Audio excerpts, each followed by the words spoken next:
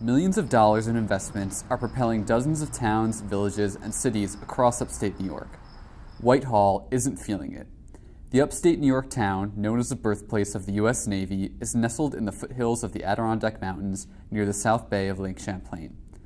Business owners and politicians have seen Whitehall's economy decline, and they feel an urgency to rebuild. Whitehall has certainly not been the best for the retail industry. You've had McDonald's close, you've had numerous bars closed, gas stations. It's just the people don't. It's a drive-through town. People just don't stop in anymore. They just go right through. So our unemployment rate right now is somewhere over 6%, which is quite a bit higher than the area. We're kind of in an island in a sense, is that there's no industry right here around us. Everyone has to commute really for jobs. The average commute, I think, is about 24 miles. And so what we need here is some industry of some sort or something to create some real jobs in the community to help us grow here. A few local business owners have invested several $100,000s to create jobs and give people a reason to see Whitehall as something more than a drive-through community. Well, me and my wife decided we really loved the building, decided to open it. We wanted to give something back to the community we grew up in. Whitehall was good for us, so we wanted to give it back. We hit a lot of negativity, I'd say, right off the bat. There was a lot of people, friends and families, that were asking us why we'd want to open in Whitehall, because Whitehall was going downhill.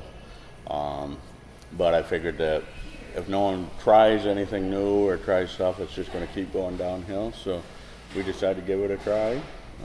And so far it's panned out. The community's really supported us. I've got to say that, people would say that Whitehall doesn't support Whitehall, but it hasn't been true with us. I'm paying probably higher end than most places in town, These guys average $60,000 to $70,000 a year. The drive truck, and then the bagging boys, they're $25,000, $30,000 a year.